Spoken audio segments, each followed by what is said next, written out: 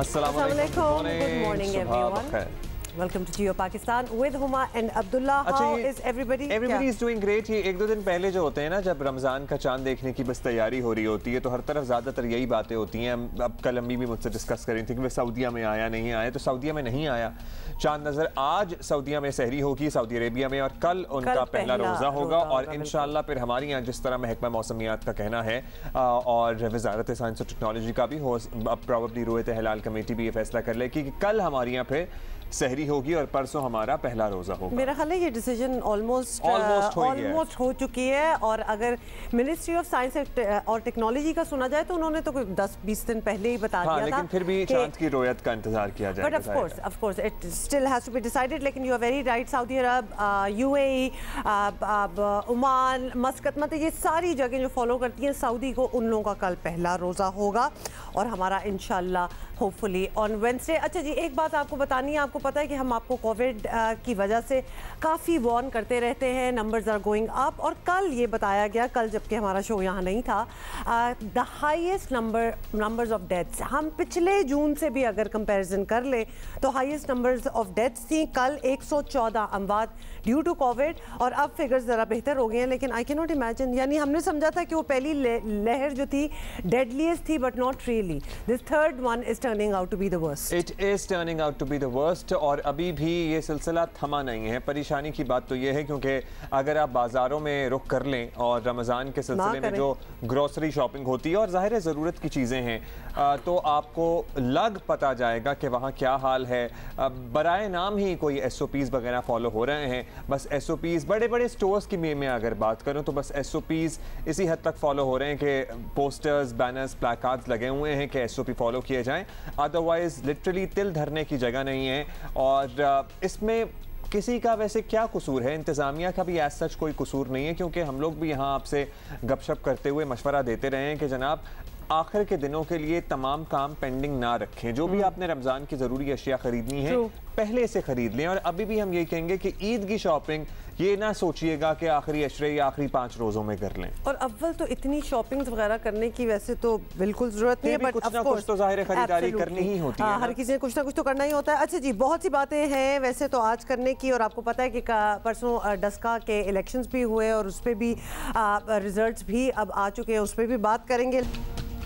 अच्छा से तो एक T20 हम ऑलरेडी आपको पता जीत चुके हैं, तो बाकी अगर आज जीत गए wonderful, we are going to talk about that in detail. लेकिन डस्का इंतखाबात की बात कर लें। पास लोगों की राय यह है कि जनाब नून लीग की रिवायती ये सीट है, नून लीग ही जीत गई तो क्या बड़ी बात है। बात बड़ी ये है कि जब भी बाई इलेक्शन होते हैं, ज़िमनी इंतखाब होते हैं, जो हुकूमत वक्त होती है, माजी में अगर हम ट्रैक रिकॉर्ड उठा के देखें, ज़रा हिस्टोरिकली फैक्ट्स को स्टडी करें, तो जो हुकूमत वक्त होती है ज़्यादातर इंतखाबात ज़िमनी इंतखाब वही जीतती है। लेकिन यहाँ पर तवातुर के साथ पाकिस्तान तहरीक इंसाफ हारती चली जा रही है। और अगर अभी भी इस पे मलबा डाल दिया या उस पे मलबा डाल दिया, इससे काम नहीं बनेगा। मेरा ख्याल है इनको अपनी सफ़ों में ज़रा गौर करने की ज़रूरत है कि जो अवामी मसाइल हैं उनके हल से कितना दूर है पाकिस्तान तहरीक इंसाफ। डस्का के अवाम ने फैसला दे दिया है। नून लीग की नौशीन इफ्तिखार ने PTI के अली असजद मली को शिकस्त दे दी है। इलेक्शन कमीशन के सरकारी नतीजे के मुताबिक नून लीग की नौशीन इफ्तिखार 1,10,076 वोट लेकर कामयाब करार पाई। तहरीक इंसाफ के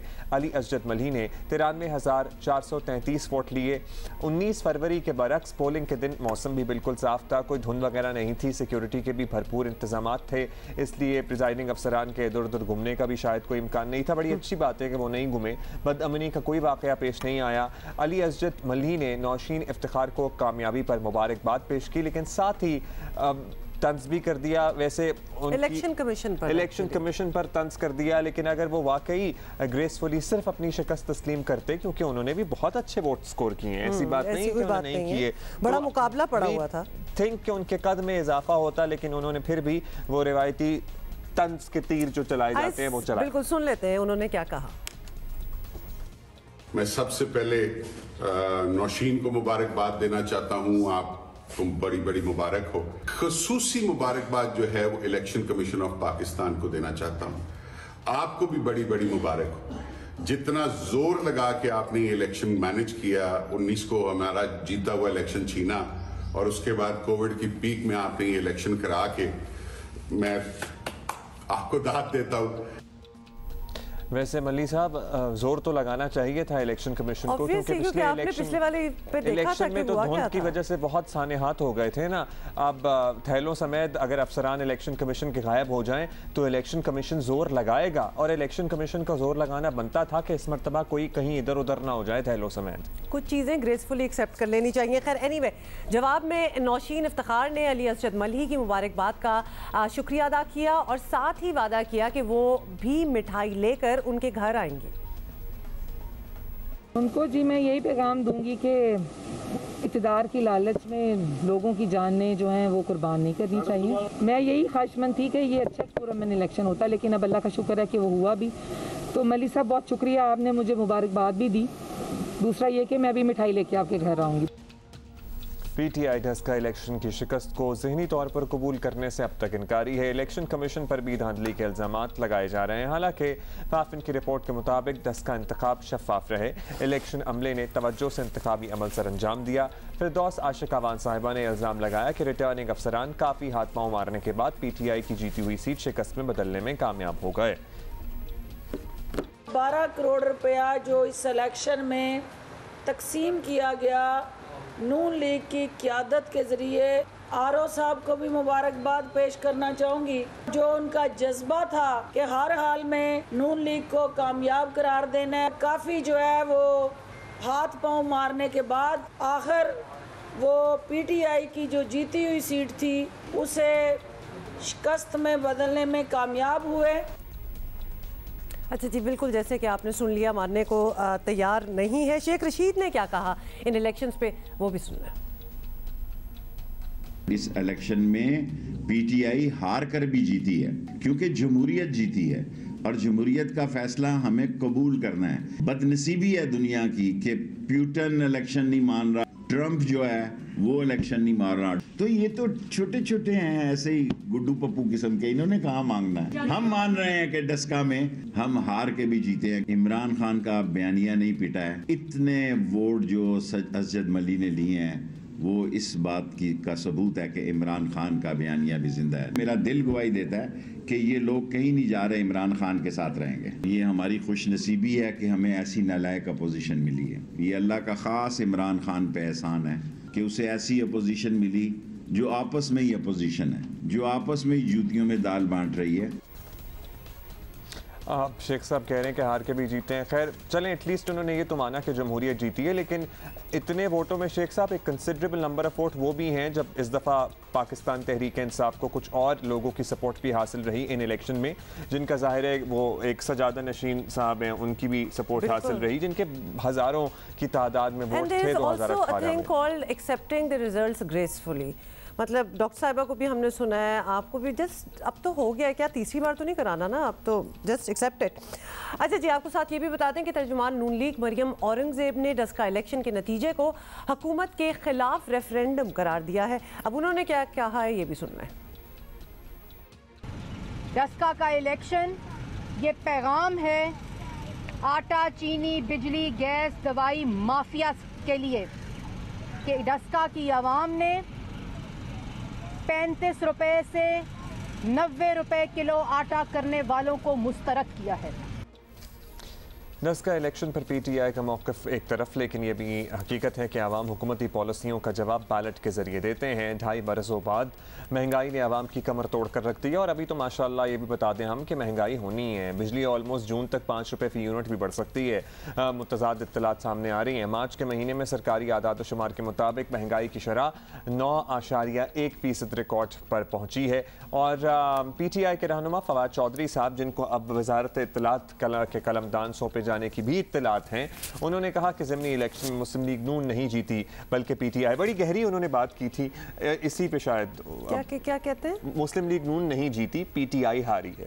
सो ये उन्होंने ट्विटर पे पैगाम दिया, और देखा यही गया है कि आम तौर पर हुकूमतें ज़मीनी इंतखाब जीत जाती हैं, लेकिन आम इंतखाबात 2018 के बाद PTI अपनी ही खाली की गई कौमी असम्बली की 3, अब हम नज़र आपको एनालिसिस दे दें, कौमी असम्बली की 3 और सूबाई असम्बली की 7 नशस्तें अब तक हार चुकी है। और इसका मतलब ये है कि आवाम इनकी पॉलिसियों और कारकर्दगियों से अपेरेंटली मुतमईन नहीं है।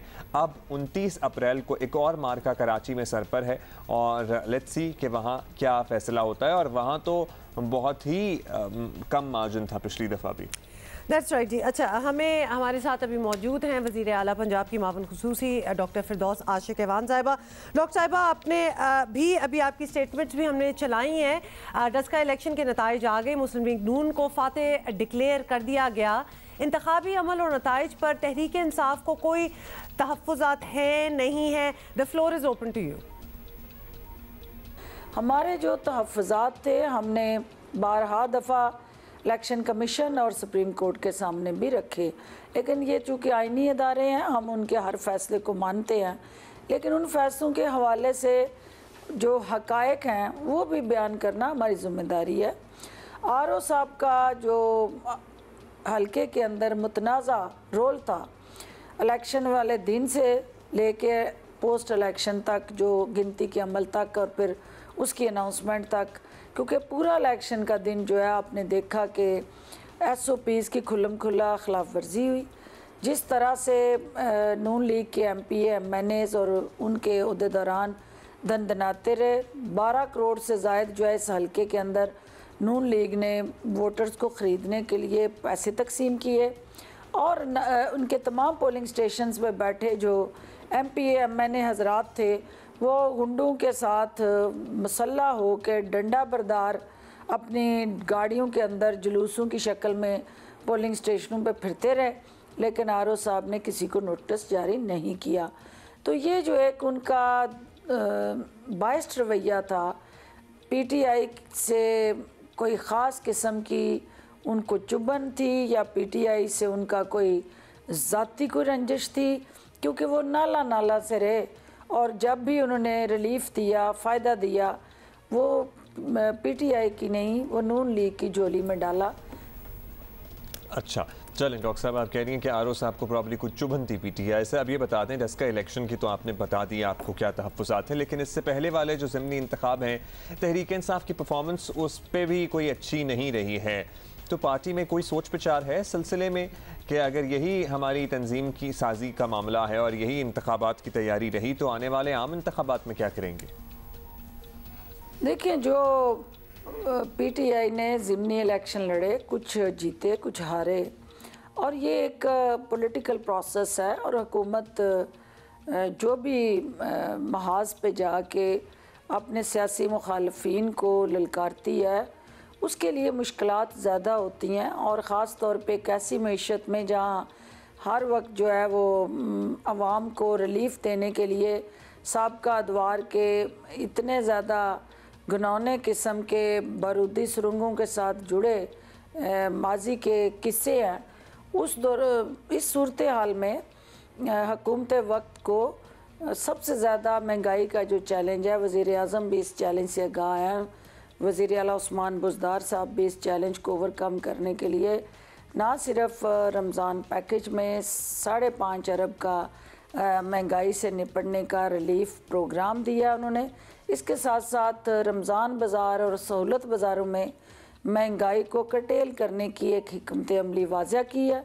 और 313 जो सहूलत बाज़ार हैं जो 21 रमज़ान तक रमज़ान बाज़ार और फिर 21 रमज़ान के बाद वो ईद बाज़ारों में बदलेंगे, और इवन ईद के बाद भी वो 364 बाज़ार जो हैं वो अल्टीमेटली पंजाब भर में जो है वो महंगाई के ख़िलाफ़ हुकूमत के अवाम दोस्त इक़दामात होंगे। और ये महंगाई एक फ़ैक्टर है हाँ, लेकिन उसके पीछे जो मुहर्रिकात हैं, जो उसके साथ जुड़े दीगर फैक्टर्स हैं, उनको भी जांचने की ज़रूरत है। और उसके पीछे जब आप मुड़ के देखते हैं तो ये खौफनाक हौलनाक जो चेहरे हैं वो अपोजिशन के नज़र आते हैं। डॉक्टर साहब, आप महंगाई का जिक्र खुद भी कर रही हैं। इस वक्त आवाम का बड़ा शिकवा महंगाई ही है और हुकूमत के दावे अपनी जगह, लेकिन कल सामने आने वाली जो स्टैट्स हैं, आदाद शुमार बता रहे हैं कि महंगाई बढ़ रही है, कम नहीं हो रही। तो आप अभी भी कह रही थी कि आवाम को रिलीफ की आप बात करती रहती हैं, क्या महंगाई कंट्रोल किए बगैर आप इलेक्शन जीत भी सकते हैं? मतलब ये एक बहुत बड़ा सवाल है, आपकी अपनी राय क्या है? कोई भी हुकूमत जो है वो तनहा इन मुनाफाखोरों और नाजायज़ जो ज़हीरा अंदोज़ हैं उनका मुकाबला नहीं कर सकती। हमें अवामी सपोर्ट से इन माफियाज़ को कैफ़रे किरदार तक पहुँचाना है। चीनी की कीमत को फिक्स करना और चीनी के फराहमी को सस्ते दामों यकीनी बनाना, ये हमारी मुस्बत पेशरफ्त है। हमारा अगला टारगेट जो है पोल्ट्री के साथ जुड़ी जो सनत है उसको रेगुलेट करना है और उसका भी प्राइस बजाय इसके कि वो माफियाज अनाउंस करें, उसके लिए हुकूमती मैकेनिज़्म और स्ट्रक्चर जो है वो तरतीब दिया जा रहा है। इसके साथ साथ जो घी है वो हर घर की ज़रूरत है, उसको भी हम प्रॉपरली मैकेनिज़्म बना के रेगुलेट करने जा रहे हैं ताकि आए दिन मनमानी जो कीमतें बढ़ाने का सिलसिला है उसको रोका जाए। हमें इस चीज़ का एहसास है कि आवाम इस वक्त परेशान है और आवाम की परेशानियों का तदारक करना हमारी तरजीह भी है। परेशानी का अंदाज़ा है, रॉक साहबा कह रही हैं। बहुत शुक्रिया रॉक साहबा। लेकिन आने वाले दिनों में भी आवाम के लिए आई वंडर शायद ही कोई अच्छी खबर हो, क्योंकि महंगाई इज़ ऑन द राइज। क्योंकि जिस तरह हम दीगर प्रोग्राम्स में पर्टिकुलरली IMF के प्रोग्राम में फंसे हुए हैं, महंगाई कैसे कम हो। और जिस तरह सीटें PTI के हाथ से निकलती चली जा रही हैं, मतलब इट इज़ टेलिंग। और कॉन्फिडेंस इज़ गुड, लेकिन थोड़ा सा ओवर कॉन्फिडेंस भी हो तो फिर आप एक्चुअली देख नहीं सकते कि वजूहात क्या हैं, और महंगाई ही एक बहुत बड़ी वजह है। So I think that should be looked into. अच्छा जी, वीकेंड पे जहाँ बहुत कुछ हो रहा था इलेक्शंस की, तो हमने बात यहाँ करी थी, वहाँ एक ज़बरदस्त किस्म का निकाह भी हुआ है। और वो किसका हुआ है जी? मारूफ अदाकारा मंशा पाशा और नामवर समाजी कारकुन जिब्रान नासिर ने निकाह कर लिया है। और निकाह की सादा सी जी ये फंक्शन था, उसमें इंतहाई करीबी रिश्तेदारों ने शिरकत की। और फिर ये भी बता दें आपको कि निकाह मजहबी स्कॉलर जावेद गामदी साहब ने वीडियो कॉल के ज़रिए पढ़ाया। जिब्रान नासिर और मंशा पाशा ने फिर तस्वीरें भी शेयर की अपने सोशल मीडिया अकाउंट से। And it looks a very simple nice wedding. What do you say? Yes, and they both look great together. और हम यही कहेंगे कि जनाब best of luck for the life and endeavours to come. और आप दोनों को, आपकी फैमिलीज़ को बहुत बहुत मुबारक हो। मुबारक। अच्छा जी, अभी हम ज़रा दोबारा से डस्का इलेक्शन की बात करें और खुसूसी कवरेज आपने जियो न्यूज़ पर भी देखी। हमारे साथ मौजूद है anchor person Naya Pakistan Shahzad Iqbal. Shahzad, thank you. बताइएगा, डस्का इंतखाब में शिकस्त तहरीक इंसाफ के लिए अब क्या करें? धचका हम इसे कहें ना कहें, इसके नतीजे पर हुकूमती जमात में कोई परेशानी होगी या फिर शिकस्त का जो मार्जिन है आपको लगता है इस पर तसल्ली रही है PTI को? देखिए, बज़ाहिर तो वो ये कहेंगे कि मार्जिन हमने इंप्रूव किया है, वोट हमारा बढ़ा है, लेकिन हकीकत ये नहीं है। उस्मान आबिद साहब जो कि 2018 में आज़ाद हैसियत से लड़ रहे थे, 57,000 वोट उन्होंने लिया था। वो इस वक्त पाकिस्तान तहरीक इंसाफ को सपोर्ट कर रहे थे। तो अगर 2018 से मवाजना किया जाए तो PTI का वोट कम हुआ है। और PTI को यकीनन देखना होगा कि क्या वजह है कि हुकूमत होने के बावजूद वो ये बाई इलेक्शन हारे। और ना सिर्फ ये हारे, इससे पहले नौशहरे में भी हारे हैं, वजीराबाद भी हारे हैं। तो उनको इंट्रोस्पेक्शन करनी पड़ेगी। पंजाब में जो सूरत हाल है, वज़ीर आला उस्मान बुज़दार एक कमज़ोर वज़ीर आला है, कोई खातिर खा उन्होंने ऐसा काम नहीं किया है जिसकी वजह से पाकिस्तान तहरीक इंसाफ का वोट बढ़ता। और वोट बढ़ना ज़रूरी इसलिए है कि अगर 2023 के इलेक्शन में चैलेंज करना है, क्योंकि सेंट्रल पंजाब में PMLN एक स्ट्रॉन्ग पार्टी है। तो अगर आप पिछली हुकूमत से बेहतर परफॉर्म करेंगे, माशी सूरत हाल बेहतर होगी, महंगाई की जो इस वक्त शरह है उसमें कमी अगर नहीं आएगी, तो फिर 2023 में सेंट्रल पंजाब में ख़ास तौर पे जो मुकाबला है नून लीग से करना वो बड़ा मुश्किल होगा। इसलिए उनको इस मार्जिन कम होने पे खुश नहीं होना चाहिए, इंट्रोस्पेक्ट करने की ज़रूरत है और कारकर्दगी बेहतर करने की ज़रूरत है। ठीक है शहजाद, ये तो आप सेंट्रल पंजाब की और पंजाब की बात कर रहे हैं। अब ज़रा कराची पे आ जाते हैं, क्योंकि अब तहरीक इंसाफ का अगला इम्तहान जो होगा वो कराची NA 249 में होगा।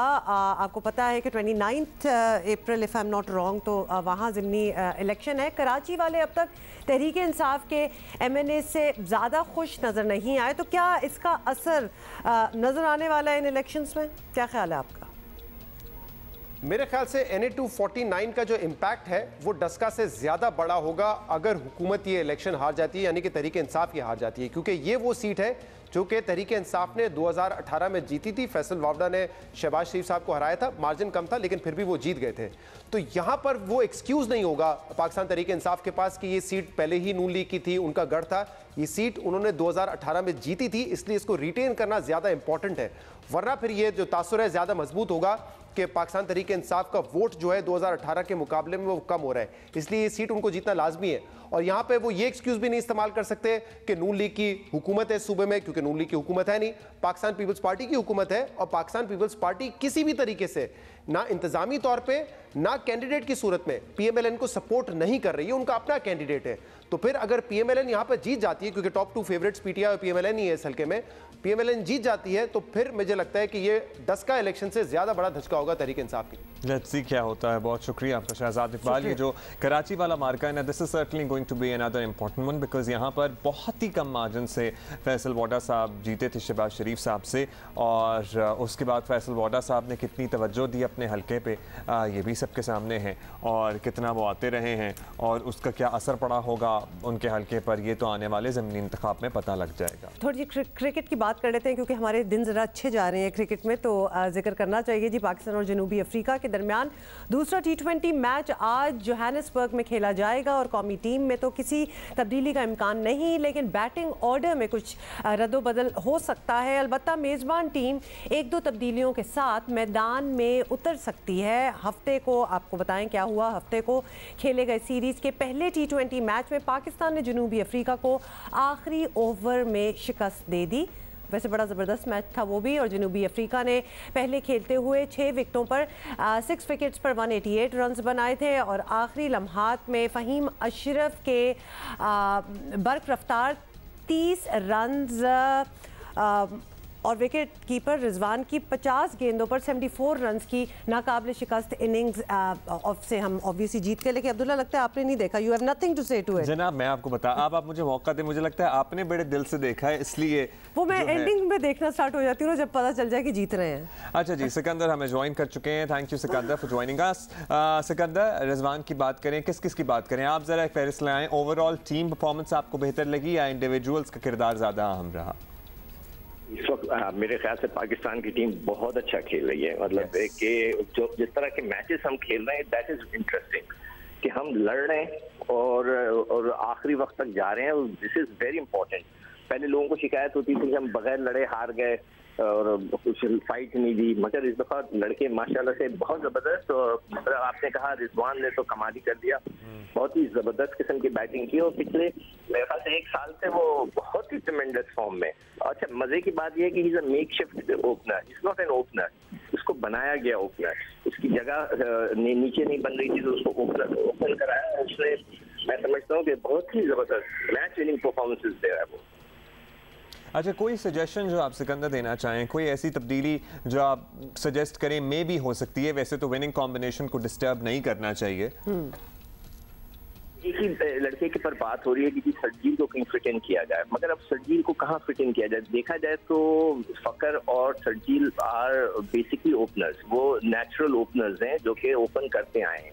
जो मेकशिफ्ट ओपनर्स हैं उसके अंदर जो है ये बाबर है और उसके बाद आपके रिजवान है, तो ये लोग मेकशिफ्ट ओपनर्स हैं, मगर they are doing so well कि वो जो ओरिजिनल ओपनर है सरजील, जो टीम के साथ है और बड़ी जबरदस्त परफॉर्मेंस के साथ किया, उसकी जगह नहीं बन रही। मेरे ख्याल से अभी तो हमें टच नहीं करना चाहिए, जो कि टीम चल रही है उसको इसी तरह लेके चलना चाहिए, जो टीम चल रही है उसको इसी तरह। अच्छा सिकंदर, आप हमारे साथ हैं तो आए अपने मैचेस की बात कर लें, इन द सेंस कि PSL जो है उसका कहा जा रहा है कि 1 जून से PSL के जो रिमेनिंग मैचेस हैं वो स्टार्ट हो जाएंगे। ये नहीं कहा जा रहा है, कहा जा रहा है कि वी आर रेडी ते वी आर श्योर। बस बिल्कुल यही कहा जा रहा है गा के। तो are we ready and are we sure कि इस बार जो हमारा वो बायो सिक्योर बबल है वो हमें दगा नहीं देगा? देखिए, दगा देने के अब तो उसको आउटसोर्स कर रहे हैं। देखिए, पिछले दफा लड़कों ने भी ज्यादती की, थोड़ी सी वीकनेसेस थी क्रिकेट बोर्ड की कि उन्होंने जो है डॉक्टर सोहेल, एक डॉक्टर के ऊपर सारा वो मतलब भरोसा कर लिया कि जी वो बबल बना सकते हैं। अब जो है वो आउटसोर्स किया गया है। इसमें लड़कों को बहुत ज्यादा हमें जो है ना ख्याल रखना पड़ेगा कि उसका ख्याल रखें। पाकिस्तान की इज्जत का सवाल है, ग्राउंड में किसी को बैठने की इजाजत नहीं देनी चाहिए, ना कोई अदाकार ना अदाकारा। ये जो लोग आके बैठ जाते हैं ग्राउंड के अंदर, why they should sit on the वो ऊपर गैलरी में बैठे और अच्छी तरह मैच देखें। और दूसरी एक चीज इसमें मिसिंग है, वो चीज ये मिसिंग है कि PSL के अंदर पाकिस्तान क्रिकेट बोर्ड को चाहिए था कि कोई एक अनाउंसमेंट करते कि जो लड़का बबल तोड़ेगा उसको बड़ी हैवी फाइन लगेगी। हैवी फाइन से मतलब ये है कि 5,000 10,000 रुपए नहीं, 5 लाख 10 लाख रुपए, इनको पैसे भी इतने मिलते हैं। तो अगर किसी ने बबल तोड़ा, किसी ने कोई ऐसी चीज की जिसकी वजह से पीएसएल को नुकसान होगा, उसको ये सजा होगी। तो वो फाइनेंशियल होनी चाहिए, पैसे होने चाहिए कि जी आपको 10 लाख रुपए जुर्माना, 15 लाख रुपए का जुर्माना होगा। तो ये चीज मिसिंग है। अदरवाइज पाकिस्तान क्रिकेट बोर्ड कोशिश कर रहा है और वो आई एम श्योर भी कामयाब हो जाएगा अगर वो सख्ती करेंगे तो। That can be a useful suggestion. Thank you so much. Sikandar बख्त हमारे साथ मौजूद थे। माशाल्लाह these people earn this much amount of money। ये जो हमारे प्लेयर्स हैं कि अगर 5 लाख रुपए का जुर्माना करेंगे तो थोड़ा सा टेंशन होगी। थोड़ा सा क्या, there has to be an example set out there as well के अच्छा जी, यूं तो मुल्क भर में कोरोना की तीसरी लहर जारी है, लेकिन पंजाब में कोरोना खतरनाक हदों को छू रहा है। और सिर्फ लाहौर की अगर हम बात करें, सिर्फ लाहौर में कोरोना के मुस्बत केसेस की शरह 19% तक जा पहुंची है और पंजाब के 5 दीगर शहरों में शरह 15% से ऊपर है। कोरोना से मुतासरा मरीजों से लाहौर के 2 बड़े सरकारी अस्पताल भर चुके हैं और कुछ हम आपको विजुअल्स भी साथ साथ दिखा रहे हैं। दीगर अस्पतालों में भी गुंजाइश कम रह गई है, इसलिए इट्स अ सीरियस सिचुएशन जी। और तेजी से बिगड़ती सूरत हाल पर गुज़श्ता रोज़ वज़ीर सेहत पंजाब डॉक्टर यास्मीन राशिद की सदारत में पंजाब काबीना की सब कमेटी बराए कोरोना का इजलास हुआ, जिसमें पाबंदियाँ मज़ीद सख्त करने की सिफारिशात की गई हैं, जो आज होने वाले NCOC के इजलास में भी पेश की जाएंगी। पंजाब की पार्लिमानी सेक्रेटरी सेहत नबील अवान ने तो चंद दिन पहले हमारे प्रोग्राम में पंजाब की बिगड़ती सूरत हाल पर मुकम्मल लॉकडाउन की तजवीज़ भी पेश की थी। Let's listen to him once more.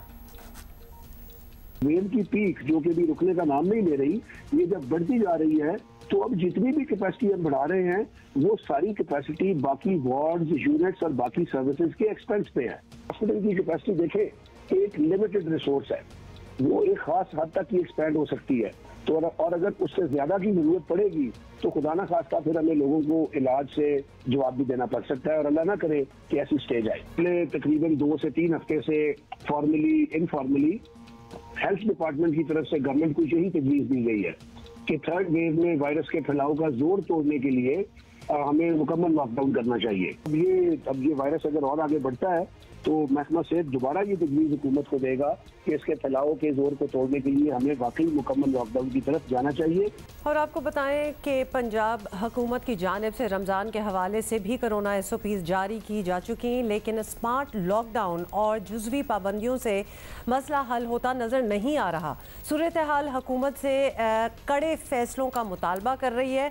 Clearly पता ही चल रहा है कि अपना कुछ ना कुछ तो करना ही पड़ेगा और सही वक्त पर इक़दाम ना उठाए गए तो खुदा न खास्ता बड़ा नुकसान भी हो सकता है। आपको पता है कि पिछले साल तो बड़े सीरियस किस्म के लॉकडाउन वगैरह करवा दिए गए थे और अब बताया जा रहा है कि अगर पिछले जून से या पिछले अर्लियर मंथ से पिछले साल के अगर कंपैरिजन किया जाए तो we are worst off right now. We are worst, लेकिन पिछले साल आपको पता है कि एहतियात लोग ज्यादा करते थे और पता नहीं था ना ज्यादा, इसलिए जरा खौफ भी ज्यादा नहीं था। वैसे ही अचानक से फ्राइडे का जो लॉकडाउन था that was literally unexpected for me. I did not know कि इस तरह से इन कराची। हां दैट्स ट्रू। हां, मुझे लगा शायद मुझे ही नहीं पता, लेकिन काफी लोगों को नहीं मालूम था कि इस तरह से जुमे को सारी दुकानें सब कुछ बंद होगा। खैर अभी हम जरा पंजाब की सूरत हाल मालूम करते हैं। हमारे साथ टेलीफोन लाइन पर मौजूद है वज़ीर सेहत पंजाब डॉक्टर यास्मीन राशिद साहिबा। डॉक्टर साहिबा, पंजाब में इस वक्त कोरोना की जो सूरत हाल चल रही है, ये कहना तो मुमकिन नहीं है कि सब कंट्रोल में है। सर्टनली कोरोना की जो सब कमेटी है वो उसकी भी यही राय सामने आई है।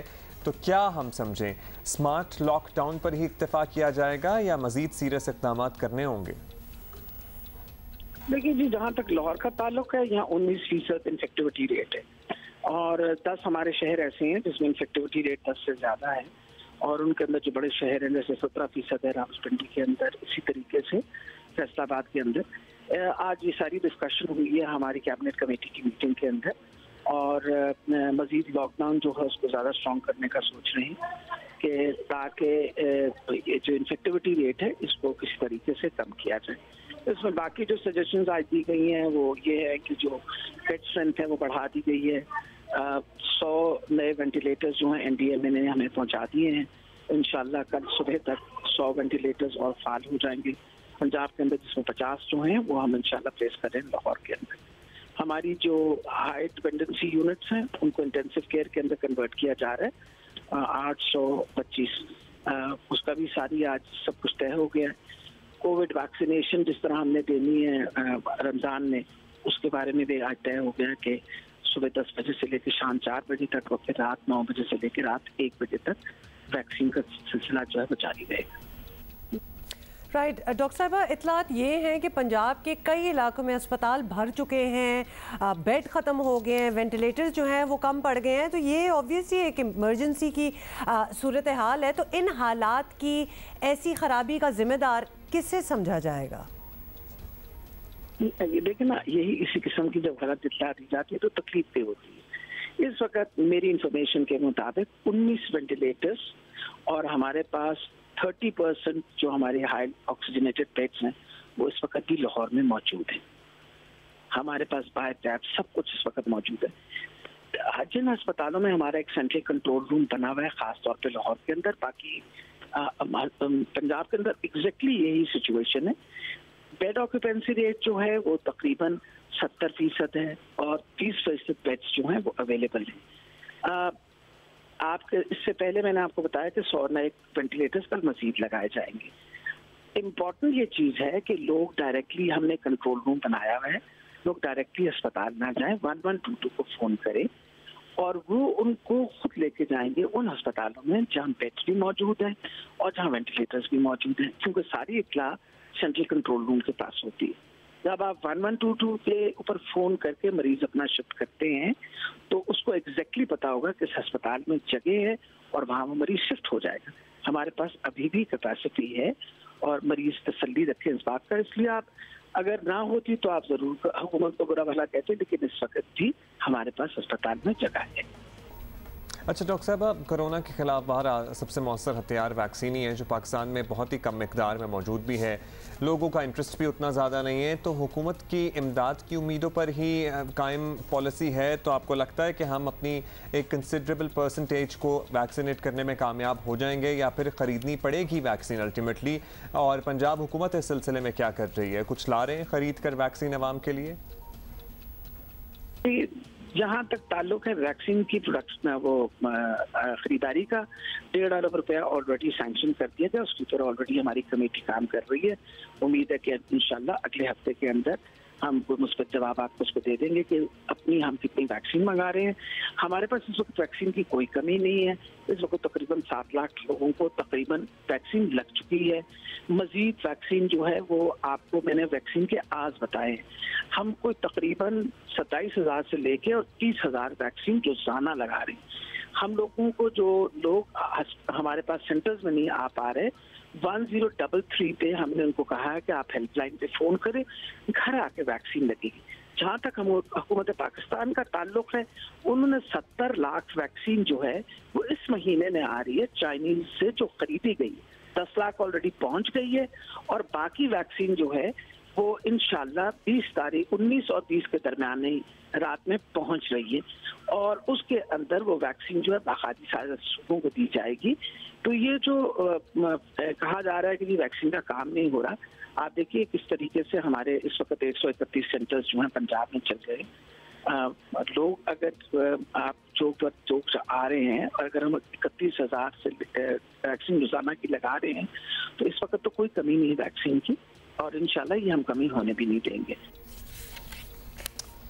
चलो जी, thank you so much doctor साहब। आपने बताया कि 19-20 को एक और खेप भी आ रही है और लेट्स सी कि क्या होता है उसके बाद। लेकिन अभी मैं सोशल मीडिया पे पढ़ रही थी और किसी इदारे ने बड़ी असेसमेंट की हुई थी कि अगर सारी वैक्सीनेशन जितनी अब तक हो चुकी हैं उनको इंक्लूड कर भी लिया जाए तो ऑलमोस्ट लाइक 1 मिलियन होंगी, which is just a drop in the ocean. क्योंकि अगर हम 1 मिलियन और हमारी आबादी आप देखेंगे कहाँ पहुँच रही है, अगर हम सोचें कि मतलब सालों लग जाएंगे अगर इसी रफ्तार पे चलते रहे तो hopefully pace needs to be picked up. Indeed, और लोगों को भी ज़रा ज़्यादा इसमें इंटरेस्ट लेना चाहिए और अपने जो रिजर्वेशंस हैं वो अपने मौलिद से आप डिस्कस करें। हम यहाँ बैठे हैं, बताते रहते हैं आपको, इश्तहारात हुकूमत को वैसे चलाने चाहिए। जितनी मैसिव कैंपेन कोरोना वायरस से मुताल्लिक SOPs की हुई थी ना, उतनी ही मैसिव कैंपेन होनी चाहिए वैक्सीनेशन की। और अगर तहफ़्फ़ुज़ात की बात हो रही है, बड़ी जायज़ बात है, होंगे तहफ़्फ़ुज़ात, लेकिन उनको क्लियर करें और ये भी साथ दिमाग में रखें कि पूरी दुनिया despite what ever pre existing conditions they have medical करवा रहे हैं ना, तो आपका भी कोई ज़रिया होगा करवाने का। Please talk to your doctor.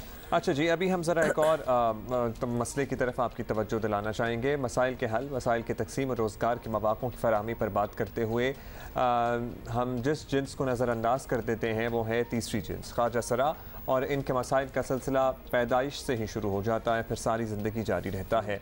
रियासत की जानिब से ख्वाजा सराओं की फलाह बहबूद के लिए मुख्तलिफ इक़दाम भी माशरे के इम्तियाज़ी सलूक के सबब बेमानी साबित हो रहे हैं। इज़्ज़त और तहफ़्फ़ुज़ का एहसास तो दूर, उनके लिए ना दर्सगाहों में तालीम है, ना ही इदारों में नौकरियां हैं, इसलिए मजबूरन इन्हें रोज़गार के लिए ऐसे रास्तों का इंतखाब करना पड़ता है जिसे माशरा इज़्ज़त की निगाह से नहीं देखता। और आए रोज़ उन्हें जिनसी और जिस्मानी तशद्दुद का निशाना बनाया जाता है। ख़ुसूसन कोरोना के दौरान जहाँ दीगर सरगर्मियाँ मुतासर हुई, वहीं ख्वाजा सराओं के मसाइल में भी बेहद इजाफा हुआ। लेकिन इस सिलसिले में लाहौर से ताल्लुक़ रखने वाली समाजी कारकुन अनूशा ताहिर भट्ट ने एक मुनफरिद कदम उठाया है। उन्होंने ख्वाजा सरा तबके के लिए वोकेशनल ट्रेनिंग सेंटर का आगाज़ किया है, जहां उन्हें सिलाई कढ़ाई और दीगर हुनर सिखाने समेत कुरान पाक की तालीम भी दी जाती है। और इन कोशिशों से कई ख्वाजा सरा ना सिर्फ घर बैठे रोज़गार कमाने के काबिल हो गए हैं, बल्कि अब तक कई ख्वाजा सरा अपने बाइज़्ज़त कारोबार का आगाज़ भी कर चुके हैं, which is a very big deal, वरना तो बेचारे ढूंढते रहते हैं। साहिबा हमारे साथ मौजूद है। अनुषा, सबसे पहले तो बताइए कि मसाइल इनके हैं, हम सबको पता है, लेकिन इन मसाइल के हल के लिए कोई इक़दाम उठाना, कोई प्रैक्टिकल काम करना बड़ी हिम्मत चाहिए होती है। वसाइल भी ज़ाहिर चाहिए होते हैं, लेकिन वसाइल से ज़्यादा आपको आपका अज़्म होना चाहिए। तो आपने कैसे बैठे बैठे सोच लिया कि आप इस तरह से अपनी नॉर्मल ज़िंदगी गुजार रही हैं और कुछ शुरू कर दें ऐसा? अस्सलाम वालेकुम, थैंक यू सो मच, आपने मुझे शो में इनवाइट किया। जैसे कि आपने पूछा है कि कैसे मैंने, मेरा शुरू से एक ड्रीम था ख्वाजा सरा कम्युनिटी के साथ काम करना, ट्रांसजेंडर के साथ काम करना। और मैं देखती थी बहुत से लोग काम कर रहे हैं विडो लेडीज़ के साथ, ऑर्फन बच्चों के साथ, डिसेबल बच्चों के साथ। ख्वाजा सरा कम्युनिटी के साथ कोई भी काम नहीं, स्पेसिफिक ऑर्गेनाइजेशन नहीं कर रही। तो इसलिए मैंने फिर वुमेन एम्पावरमेंट सोचा। देन उसके बाद मेरे माइंड में आया ट्रांसजेंडर एम्पावरमेंट प्रोग्राम स्टार्ट करना। फिर मैंने इस ऑर्गेनाइजेशन को अपने घर में अपने लाउंज से स्टार्ट किया, जहाँ पर उनको वोकेशनल स्किल्स प्रोवाइड की गई और जहाँ पर उनको एम्पावर किया जा रहा है थ्रू मेंटली भी, थ्रू उनको एक्सेप्टेंस का मैसेज भी दिया जा रहा है, और यहाँ पर उनको हर तरह से फैमिली का माहौल भी दिया जा रहा है। हाँ, लेकिन अनुषा, हमारी बड़ा ही ज़बरदस्त काम है। क्यूरियोसिटी ये भी है कि बहुत से लोग इनको ऑब्वियसली सोचते तो हैं कि मदद की जाए, गम भी होता है हालात देख के, लेकिन आपका कोई इंसिडेंट था पर्सनल, कोई मुलाकात हुई किसी से, मतलब what actually pushed you forward? या शुरू से बस सोचा कि इतनी ज़्यादा मार्जिनलाइज्ड कम्युनिटीज़ हैं मुल्क में, लेकिन वाई जस्ट ख्वाजा सरा? एक तो मैंने पहले बताया था कि मेरा अपना बचपन से एक ड्रीम था कम्युनिटी के साथ, स्पेशली ट्रांसजेंडर को टारगेट करना, उनके साथ काम करना। जैसे मैं अक्सर सोचती थी अगर मेरे घर भी एक ट्रांसजेंडर बच्चा पैदा हो जाए तो क्या उसके साथ भी ये सलूक किया जाएगा। जैसे मेरी बहनें हैं तो मैं सोचती हूँ इनके साथ भी अगर ऐसा एक मिसाब हो जाता है तो क्या वैसे सलूक किया जाएगा। उसके बाद मैं अब जब छोटी थी अपने स्कूल बस में जा रही थी, आई वॉज 7 years old, तो मैं देखती ट्रांसजेंडर बैगिंग करता हुआ आया स्कूल बस के पास, तो बच्चों ने उसका मजाक उड़ाना शुरू कर दिया, उसको खुसरा खुसरा कह के बुलाना शुरू कर दिया। तो वहाँ से वो चीज़ मेरे माइंड में बहुत ज़्यादा, मतलब जिसने मुझे इमोशनली मेंटली हर्ट किया था, क्यों इंसान नहीं समझा जाता। तो जैसे जैसे मैं बड़ी होती गई मैं देखती गई कि इवन हमारी फैमिलीज़ में भी ख्वाजा सरा को बड़े अच्छे तरीके से नहीं ट्रीट किया जाता। अक्सर वो मांगने के लिए भी आए तो आप उनको दरवाजे से रुखसत कर देते हैं, कोई आप उनको काम नहीं देते। तो वो चीज़ थी मेरे लिए जिससे अच्छा, अब आप किस तरह से करती हैं, क्या क्या करती हैं बताएं। आपने ये क्या एक कमरा है, एक इमारत है, यहाँ वोकेशनल सेंटर है, तालीम भी दे रही हैं, क्या क्या है आपके पास ये जो आप सिलसिला चला रही हैं? मैंने अपने घर का लाउंज जो है एक पोर्शन डोनेट किया गया, उसी घर में हम लोग रहते भी हैं लाहौर बैरियर टाउन में, और वहीं पे मैंने ख्वाजा सराओं के लिए एक छोटा सा वोकेशनल सेंटर ओपन किया अपने घर के लाउंज में, जहाँ पे ख्वाजा सराओं को स्टिचिंग की तालीम दी जाती है और जहाँ पे उनको एम्पावर किया जाता है और जहाँ पे उनको कुरान मजीद की तालीम भी दी जाती है। अच्छा, तो अनुषा, स्टिचिंग कपड़े सीना, बिल्कुल, अब इनका अपना रुझान भी इसी तरफ है या आप और भी डिसिप्लिन लाने का सोच रही हैं? और जब ये स्टिचिंग सीख लें तो व्हाट नेक्स्ट, क्योंकि नौकरियां तो फिर भी एक चैलेंज है इनके लिए। एग्जैक्टली मैंने सबसे पहले यही सोचा था कि उनके लिए नौकरियां तलाश की जाए, मगर मुझे किसी ने भी एक पॉजिटिव मैसेज या पॉजिटिव रिस्पांस नहीं दिया था। जिसकी वजह से मैंने ये स्टेप उठाया था कि ऐसा काम किया जाए कि उनको मुझे नौकरियों के लिए भी किसी को ना कहना पड़े और ना उनको ये हर्डल आए कि हमें नौकरी मिले। तो ये वो चीज़ है जो घर बैठे कहीं पे भी अपना हुनर जो उन्होंने सीख लिया कहीं भी उसको यूज़ कर सकते हैं। तो इसके बाद जो नेक्स्ट स्टेप है, नेक्स्ट हमारा स्टेप आएगा कि हमने छोटे छोटे प्रोजेक्ट्स इनके भी ओपन किए हैं जो इंशाल्लाह रमज़ान के बाद सामने आएंगे। अच्छा नूशा, फाइनली ये भी बता दें कि ऑब्वियसली इतना ज़बरदस्त अगर कोई काम कर रहा हो तो दिल चाहता है कि और लोग भी इसमें हिस्सा लें ताकि आप इसको एक बहुत बड़ी चीज़ बना सकें। Are you looking for funding, are you looking for donors, या अल्हम्दुलिल्लाह आपका काम आप बड़ी अच्छी तरह संभाल रही हैं? अल्हम्दुलिल्लाह मेरा इंस्टाग्राम पेज है ट्रांसजेंडर एम्पावरमेंट प्रोग्राम के नाम से, जिसमें हमारे डोनर्स भी हैं, मुझे फैमिली फ्रेंड्स से भी बहुत सपोर्ट है। फैमिली फ्रेंड्स से भी आपकी बहुत ज़रूर सपोर्ट है। वैसे अब ये जो आप सिलाई सेंटर चला रही हैं, ये यहाँ पे ख्वाजा सरा ही दूसरे ख्वाजा सराओं को सिलाई सिखा रहे हैं या आपके पास बाकायदा प्रोफेशनल्स मौजूद हैं और आप कोई और दीगर कोर्सेज भी कराने का इरादा रखती हैं? और एक दफ़ा ये सिलाई सीख लें तो फिर ये क्या अपने घरों में सिलाई दर्जन जैसे होती हैं वो वाला कॉन्सेप्ट है, उस तरह से पैसे कमाते हैं? उसके लिए जो आपने फर्स्ट क्वेश्चन पूछा है कि यहाँ पे सिलाई की दी जाए, उसके बाद कढ़ाई की आएगी, देन उसके बाद एक और ट्रेनिंग्स हैं जो सिलाई और कढ़ाई के से जो स्टिचिंग में वो मेरा एक है वो ओपन होगी उनके लिए यहाँ पे। उसके बाद उनको क्रॉस स्टिच सिखाया जाएगा यहाँ पे, और उसके बाद इंशाल्लाह हमने इन फ्यूचर एक शॉप ली हुई है जिसका थोड़ा सा भी पेंट हो रहा है। उसके बाद वो शॉप ओपन करनी है उनके लिए जहाँ पे वो लोग उनको ऑर्डर्स देंगे, उनके कपड़े भी सिएंगे। वंडरफुल जी। तो आप तो बड़ी दूर भी रहती हैं लाहौर में, मुझे बताएं तो ये सारे दूर दराज इलाकों से आते हैं या सारे अपने करीब ही रहते हैं सारे लोग? ये लोग सारे दूर से ही आते हैं, लाहौर के या डिफरेंट जोहर टाउन से, मॉडल टाउन से आते हैं, रायमंड रोड से आते हैं। तो उनको हम उनकी प्रॉपर एक पिक एंड ड्रॉप की बस भी है जो उनको पिक भी करती है, ड्रॉप भी करती है थ्रू जहाँ पे उनका एक पॉइंट हो वहाँ पे उनको ड्रॉप भी करती है। जबरदस्त अनुजा, आपने एक एक चीज़ सोची हुई है कि दूर दराज से आते हैं, पिक एंड ड्रॉप भी है, काम भी सीख रहे हैं और आगे के काम के लिए आप अपनी दुकान का भी बता रही हैं। वंडरफुल वर्क, और ये जज्बा और ये अज़म बहुत अच्छा है। आई थिंक आपकी डिसीजन इतनी पक्की थी कि मदद भी होती चली जा रही है और चीज़ें हो रही हैं। बहुत बहुत शुक्रिया Anusha for joining us this morning. जब हम सोच रहे होते हैं ना कि कुछ ना कुछ करना चाहिए, क्या करें, और ज़्यादातर लोग तो आधी ज़िंदगी सोचने में गुजार लेते हैं, लेकिन अनुषा टाइप एग्जांपल्स हैं जो कर लेते हैं, जो एक्चुअली एग्जैक्टली देखिए बड़ी बात होती है। अपने घर वालों की कितनी बड़ी सपोर्ट चाहिए, क्योंकि कहीं ना कहीं कोई ऑपोजिशन भी होगी कि घर का ही एक हिस्सा आप डोनेट कर दें ऐसे काम के लिए जहाँ पे ख्वाजा सरा आ रहे हैं, टाइम स्पेंड कर रहे हैं, वहाँ पे रह रहे हैं, वहाँ पे काम सीख रहे हैं, कोई बेहतरी ला रहे हैं अपनी ज़िंदगी में। अच्छा जी, अनुषा बता रही हैं इंस्टाग्राम पे पेज है transgender empowerment programme, you can go over there. और जितना भी ये कहें कि अल्हम्दुलिल्लाह शी सेट इस वक्त की वो ऑन हर ओन कर रही हैं, अगर आप मदद करना चाहते हैं तो why not, please do it. Is जो आप सोच रहे हैं कोई ये कर रहा है तो बहुत आसानी हो जाएगी। ज़रा जहांगीर तरीन और उनकी सियासत की बात करते हैं। वैसे लोग अगर बहुत ज़्यादा उम्मीदें इस मामले से लगा के बैठे में मेरा ख्याल है तो उन्हें मायूसी का सामना करना पड़ेगा, क्योंकि ultimately things would be settled down. अच्छा जी, जहांगीर तरीन सियासत से नाअहल होने के बावजूद मुल्क की सियासत में भरपूर अहमियत अख्तियार कर गए हैं। चीनी स्कैंडल में केसेस का सामना कर रहे हैं। जहांगीर तरीन PTI क़यादत से नाला भी हैं और पार्टी में मौजूद हिमायतियों के ज़रिए अपनी ताकत का भी शो ऑफ कर रहे हैं। 7 अप्रैल को कोर्ट में पेशी के मौके पर उनके साथ PTI के 18 अरकीन कौमी असम्बली और सूबाई असम्बली मौजूद थे और PTI के MNA राजा रियाज साहब ने उस मौके पर वज़ीर आज़म को जहांगीर तरीन के एहसानात भी याद दिलाए।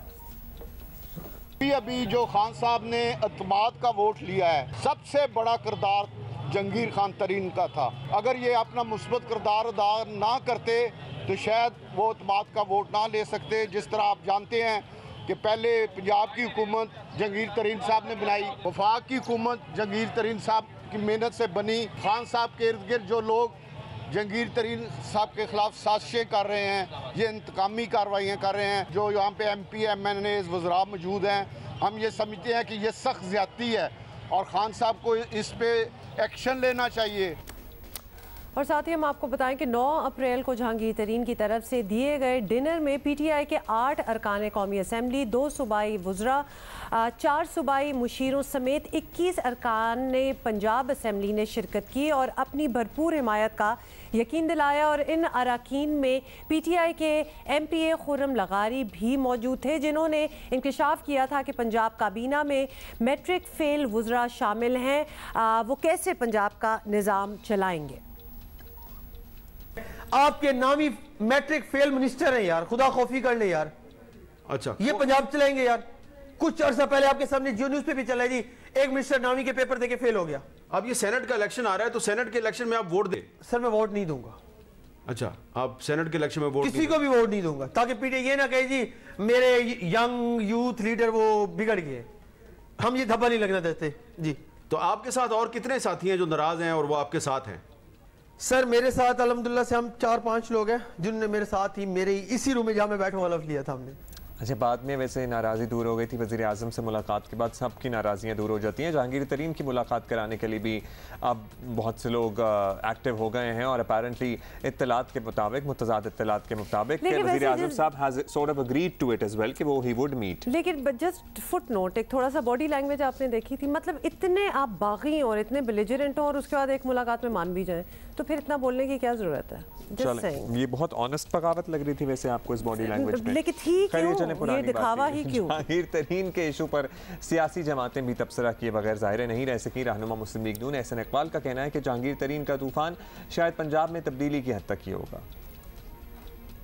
जहांगीर तरीन साहब का जो तूफान खड़ा है, ये शायद पंजाब के अंदर तब्दीली की हद तक ही होगा। अभी उससे ज़्यादा मुझे कोई इम्कान नज़र नहीं आता, चूँकि इमरान खान साहब पंजाब में उस्मान बुज़दार साहब की विकेट गिरने नहीं दे रहे, और उन्हें किसी ने कहा है कि अगर 2 ऐनों की पार्टनरशिप टूटी, एक ऐन की विकेट गिरी तो दूसरी ऐन की विकेट भी गिर जाएगी, तो इसलिए वो बड़ी सख्ती से उस्मान बुज़दार साहब की विकेट का पहरा दे रहे हैं। अच्छा जी, साथ साथ आपको ये भी बता दें कि पीपल्स पार्टी के रहनुमा मौला बख्श चांडियो का कहना है जहांगीर तरीन अगर बिलावल से मिलने आते हैं तो कोई कबाहत नहीं, आए। जहांगीर तरीन साहब इल्म वाले हैं, फ़हम वाले हैं, आज़ाद हैं, उन पर कोई बंदिश नहीं है, और मेरे लीडर भी आज़ाद हैं, वो तो दुनिया पूरी से मिल रहे हैं, पूरी दुनिया उनसे मशावरत करती है। अगर जहांगीर तरीन साहब भी आएंगे तो उसमें कोई कबाहत तो नहीं। पीपल्स पार्टी की रहनुमा शहरा रज़ा की ट्वीट और दीगर पार्टी रहनुमाओं के बयानात से तासुर बन रहा है कि जहांगीर तरीन पीपल्स पार्टी में शमूलियत इख्तियार कर सकते हैं, लेकिन जहांगीर तरीन मुसलसल इन खबरों को मुस्तरद कर चुके हैं। नून लीग की तर्जुमान मरियम औरंगज़ेब ने इस इशू पर तबसरा करते हुए कहा कि हुकूमत की कुर्सी एक जहाज़ की मरहून मिन्नत है। आपकी कुर्सी एक जहाज की महरूने मिन्नत है। जहाज मुल्तान से पंजाब आया तो पंजाब की हुकूमत फारिग, जहाज अगर मुल्तान से वफाक आया, इस्लामाबाद आया तो वफाक की हुकूमत फारिग।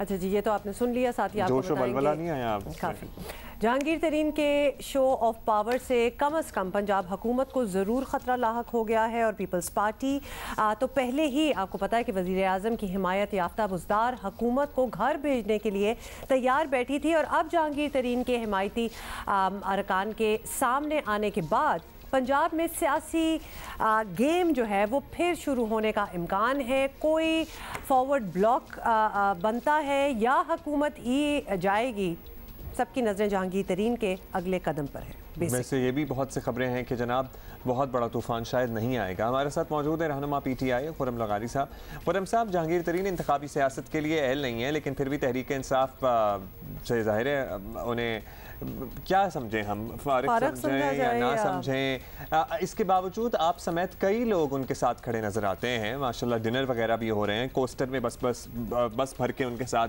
पेशी पर भी जा रहे हैं। वो एक मुल्ज़िम भी हैं, कानूनी केसेस का सामना कर रहे हैं, तो आप क्यों इसे सियासी इशू बना रहे हैं सारे लोग? देखें जी, कोई सियासी इशू नहीं बना हुआ। ये तरीन साहब भी हमारी पार्टी का हिस्सा है, इमरान खान साहब की पार्टी का हिस्सा है, हम भी उसी पार्टी का हिस्सा है, और जितनी कोशिशें तरीन साहब ने की हैं, जितनी मेहनतें तरीन साहब ने की हैं, इसके में कोई शक नहीं है कि पंजाब में गवर्नमेंट बनाने का सारा किरदार जाता है, क्रेडिट भी तरीन साहब को जाता है। बाकी कुछ देखें जी, 80 मिल हैं पंजाब में, तरीन साहब की 80 में से 3 मिले तो तरीन साहब की इन्होंने लगा दिए हैं FIR पे। उनके बच्चों के अकाउंट सीज कर दिए गए, उनके सीज कर दिए, कौन सा तरीका है? ये तो ज़ातियात वाली बात हो गई ना। अगर इन्होंने करना भी था तो सबके साथ करते। कहते जी 17 FIR है, 17 FIR हैं तो शो करें, शो क्यों नहीं किया अभी तक? बाकी तरीन साहब हमें इस पार्टी में लाए थे, हम उनके साथ ही खड़े हैं। अच्छा, ये भी बता दें खुर्रम लगारी के तरीन साहब तो बड़ी तरदीद करते हैं कि वो तहरीक इंसाफ छोड़कर कहीं नहीं जाएंगे, लेकिन अगर ऐसा मौका आ गया कि उन्हें पार्टी बदलने पर मजबूर कर दिया गया तो आप उनके साथ जाएंगे? चाहे मुस्लिम लीग काफ, पीपल्स पार्टी या मुस्लिम लीग नून ही क्यों ना हो, कुछ भी हो, आप उनके साथ हैं? सर देखें जी, तरीन साहब चाहे अपनी पार्टी बनाए, चाहे PTI में रहे, चाहे खा वो किसी भी पार्टी में रहे, हमें उससे कोई सरोकार नहीं, हमें तरीन साहब से सरोकार है। तरीन साहब जिस तरफ लेके जाएंगे हम उनकी तरफ हैं, उनके साथ ही हैं, उनके साथ ही जाएंगे। भाई आपने तो कह दिया खुरम के जहां वो कहेंगे, जहां वो जाएंगे, आप उन्हीं के साथ जाएंगे।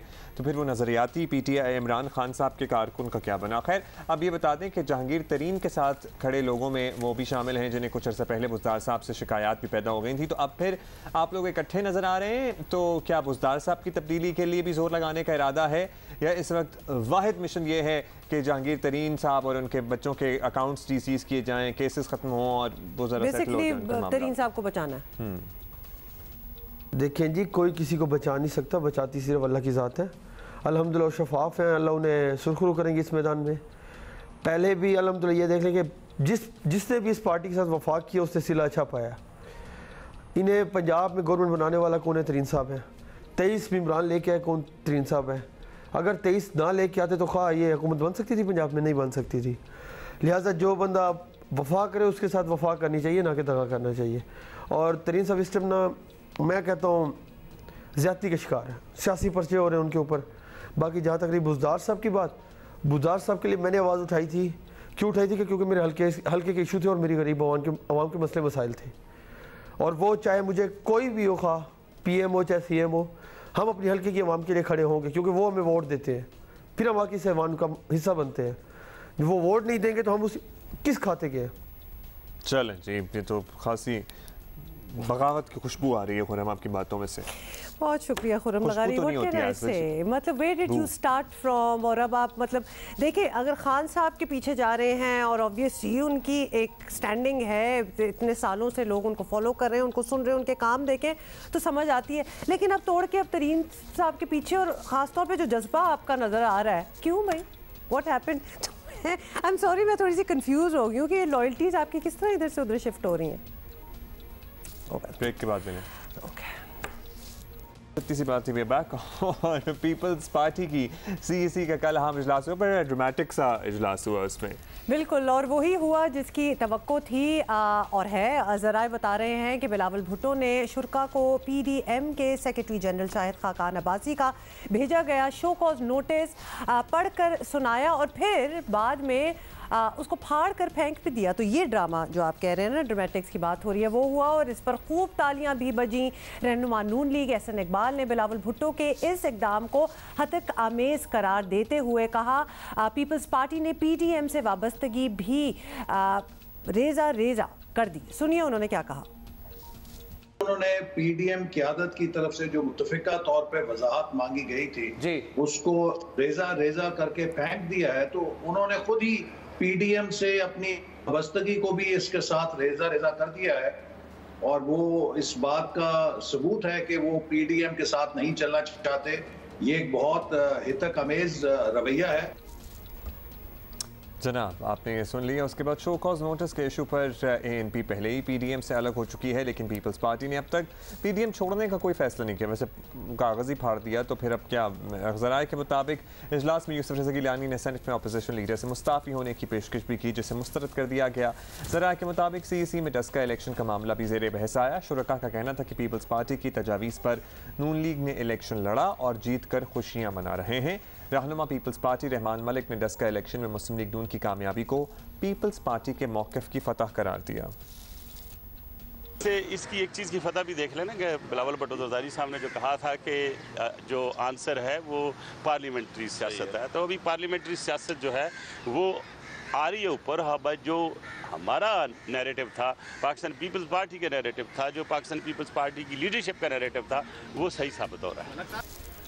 और आपको ये भी बताएं कि पीपल्स पार्टी और पीडीएम की दीगर जमातों के दरमियान इस्तीफ़ों के मामले पर शदीद इख्तलाफात हैं। पीपल्स पार्टी पार्लियामान में रहकर हुकूमत से मुकाबला करने को तरजीह दे रही है, और जबकि नून लीग और JUI समेत दीगर जमातें पीपल्स पार्टी से इस्तीफ़ा देने के लिए ज़ोर देती रही हैं। बहरहाल पीपल्स पार्टी के सेंट्रल एग्जीक्यूटिव कमेटी का इजलास आज भी होगा और बाद में प्रेस कॉन्फ्रेंस में फैसलों से आगाह भी किया जाएगा। वैसे लग यही रहा है कि पीडीएम और पीपल्स पार्टी में अब रह कुछ नहीं गया, तो they have nothing to work together on.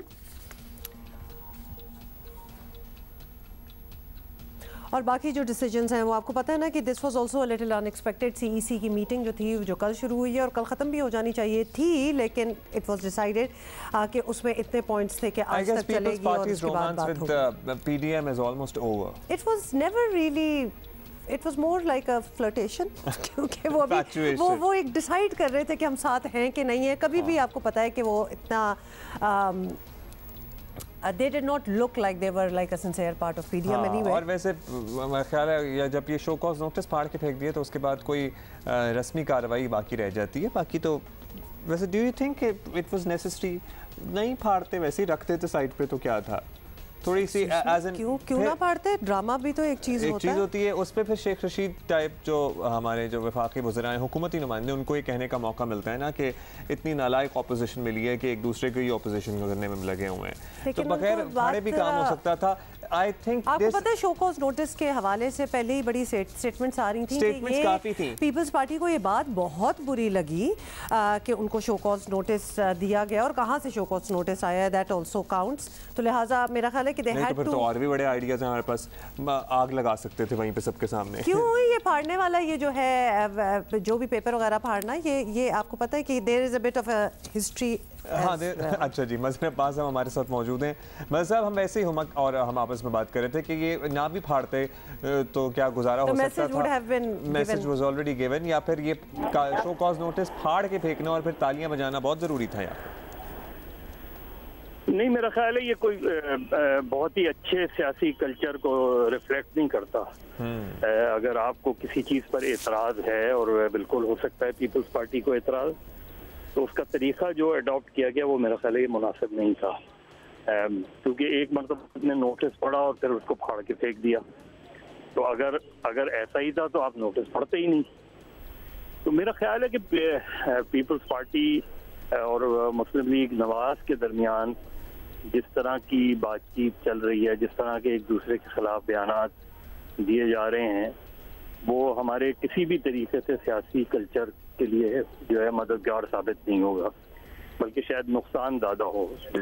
और यही सूरत हाल जो है हमें नज़र आ रही है आगे चलते हुए, क्योंकि हुकूमत और अपोजिशन के दरमियान जिस तरह की ज़बान इस्तेमाल हो रही है, बिल्कुल वैसे ही जो है अब पीपल्स पार्टी और नून लीग के दरमियान, अब इस पर जो पीपल्स पार्टी ने कल किया उस पर एहसान इकबाल साहब को क्या ज़रूरत था कि जिस तरह का उन्होंने रद्द-ए-अमल शो किया। ये सारी बातें अपने इजलासों में भी हो सकती हैं, इजलास बुलाकर भी हो सकती हैं पीडीएम के इजलास में। तो मेरा ख्याल है हमारे यहाँ जो है वो मीडिया या जिस तरह हम कहते थे एक ज़माने में कि प्रेस गैलरी से ज़्यादा खेला जाता है बजाय इसके कि वो कोई संजीदगी दिखाई जाए। तो मुझे ओवरऑल इस वक्त पाकिस्तान में जो सियासी जमातों की अप्रोच है वो बहुत ही बचकाना नज़र आती है।